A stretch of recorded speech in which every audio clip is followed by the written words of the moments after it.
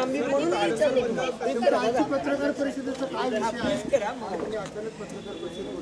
नाही, यामध्ये काही वेगळा असा विषय असण्यापेक्षा महाविकास आघाडीचे सगळेच माझे मार्गदर्शक, माजी आमदार महादेवअण्णा बाबर असतील, महाराष्ट्र राज्याचे माजी मंत्री बाळासाहेबजी शिवरकर असतील, प्रवीणजी तुपे असतील, बंडूतात्या गायकवाड असतील, पूजाताई कोदरे असतील, आमचे विजूभाऊ असतील, दिलीपराव तुपे असतील, अशी सगळी मंडळी, महाविकास आघाडीचे सर्व नेते, कार्यकर्ते, पदाधिकारी हे एकजुटीनं हडपसर विधानसभा मतदारसंघामध्ये ह्या प्रचाराला सुरुवात केलेली आहे। आणि आज पुण्याचे आमचे शहराचे अध्यक्ष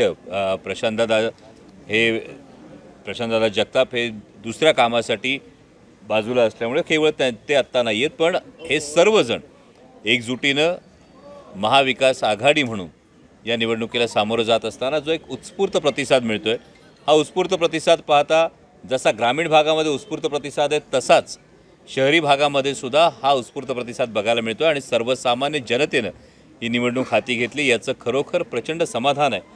कारण भारतीय जनता पक्ष आणि त्यांचे मित्र पक्षांची महायुती विरुद्ध देशातली सर्वसामान्य जनता जी महागाईनं होरपळली, बेरोजगारीनं त्रासली आहे, जिथे सर्वसामान्य शेतकरी नाडला गेला, युवकांच्या स्वप्नांची राख रांगोळी झाली आहे, ही सर्वसामान्य जनता एक निर्णय घेऊन या निवडणुकीत उतरली हे स्पष्ट दिसतं।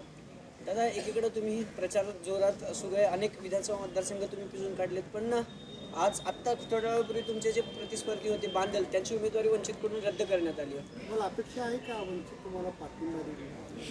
नाही, अजून माझं कोणाशी काही बोलणं झालेलं नाही। मलाही आपल्या माध्यमातूनच ही बातमी समजली आणि हा वंचित बहुजन आघाडीचा अंतर्गत निर्णय आहे, त्यामुळे कुठल्याही लोकशाहीमध्ये कोणत्याही पक्षाच्या निर्णयाचा हा नक्कीच आपण सन्मान हा केला गेला पाहिजे। माझं अजून कोणाशी बोलणं झालेलं नाही आहे, त्यामुळे येणाऱ्या काळात काय भूमिका ही वंचित बहुजन आघाडीकडून आणि त्यांचे नेते आदरणीय प्रकाशजी आंबेडकर यांच्याकडून घेतली जाते हे पाहणं औत्सुक्याचं आहे। आढळराव दादांनी टीका केली की मुख्यमंत्र्यांकडून मी 1600 कोटी रुपये आणले, पण खासदारांनी काही निधी आणलेला नाही। हे 15 वर्षात त्यांनी आणलेल्या निधीचाही लेखाजोखा मांडला असता तर बरं झालं असतं। आणि या पद्धतीनं माननीय मुख्यमंत्री महोदयांकडून आणलेल्या निधीच्या संदर्भामध्ये जर ते स्वतःची पाठ थोपटून घेत असतील तर एक वयस्कर नेतृत्व म्हणून पहिल्याच टर्ममध्ये 19,500 कोटी रुपयांचा नॅशनल हायवेचा निधी आणला, त्याविषयी त्यांनी कौतुक करणं अपेक्षित आहे। त्यामुळं अशा पद्धतीनं केवळ टीका करून आपली रेषा मोठी दाखवण्याच्या नादात दुसऱ्याची रेषा खोडण्याचा हा जो प्रयत्न आहे, मला वाटतं दिलखुलासपणे कौतुकही करायला हवं।